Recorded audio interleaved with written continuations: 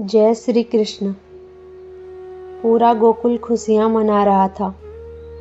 ढोल नगाड़े बज रहे थे, बधाइयाँ दी जा रही थी।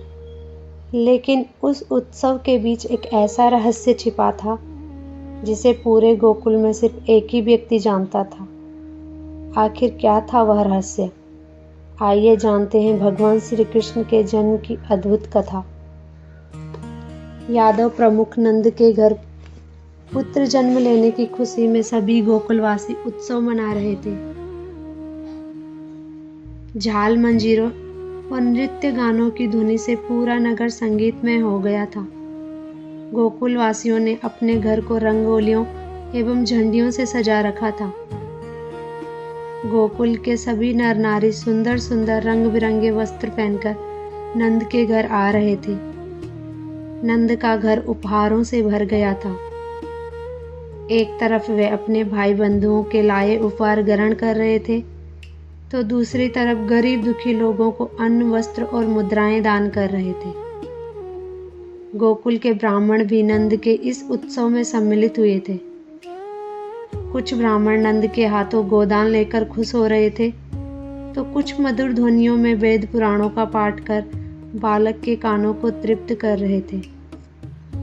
पूरे गोकुल में नंद को छोड़कर किसी को इस बात की जानकारी नहीं थी कि नंद यशोदा जिस बालक का जन्मोत्सव मना रहे हैं, वह बालक वास्तव में देवकी वासुदेव का पुत्र है। स्वयं यशोदा भी इस रहस्य से अनभिज्ञ थी। वह कभी अपने सांवले सलोने लाडले का मुख चूमती, तो कभी उसके काले काले बड़े बड़े नेत्रों और घुंघराले बालों को देखकर प्रसन्न होती।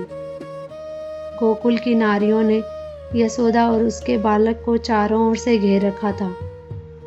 सभी बालक के सौंदर्य और उसके मुखमंडल के तेज से आकर्षित होकर उसे अपनी गोद में लेने को लालायित थी।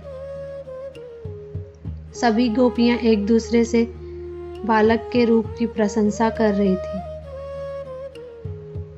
यशोदा सोच रही थी कहीं मेरे लाडले को किसी की बुरी दृष्टि न लग जाए।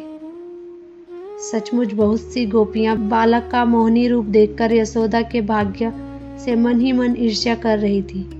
नंद के घर छोटे छोटे बच्चों की भीड़ लग गई थी। नगर के सभी बच्चे बालक के रूप सौंदर्य पर मोहित थे। वे सब यह सोच सोचकर प्रसन्न हो रहे थे कि बालक जब कुछ बड़ा हो जाएगा तब वे सब उसके साथ खेलेंगे। इस दिव्य बालक के जन्म पर केवल गोकुल नगर ही उत्सव में नहीं था, बल्कि स्वर्गलोक में भी खुशियां मनाई जा रही थी। इंद्र के कहने पर स्वयं विश्वकर्मा ने स्वर्गलोक को गोकुल की तरह सजाया था। सभी देवी देवता उस बालक पर पुष्प की वर्षा कर रहे थे। वे सब भगवान विष्णु के इस नए बाल रूप को अपनी आंखों में भर लेना चाहते थे। चूंकि बालक श्याम वर्ण का था, इस कारण उसका नाम श्री कृष्ण रखा गया। इसी के साथ भगवान श्री कृष्ण के दिव्य जन्म की यह पावन कथा यहीं पूर्ण होती है। प्रभु श्री कृष्ण की कृपा आप पर और आपके पूरे परिवार पर सदैव बनी रहे। यदि इस कथा को सुनकर आपके मन में भक्ति का एक छोटा सा दीप प्रज्वलित हुआ हो, तो यही हमारे लिए सबसे बड़ा आशीर्वाद है। और यदि आप चाहते हैं कि ऐसी ही दुर्लभ, प्रेरणादायक और सनातन धर्म से जुड़ी कथाएं समय समय पर आपके पास पहुंचती रहे, तो हमारे इस छोटे से परिवार से जुड़ने के लिए चैनल को सब्सक्राइब कर दीजिए। आपका एक छोटा सा सहयोग हमें ऐसी ही दिव्य कथाएं आप तक निरंतर पहुंचाने की प्रेरणा देता रहेगा। आपका बहुत बहुत धन्यवाद। राधे राधे। जय श्री कृष्ण। जय श्री माधव।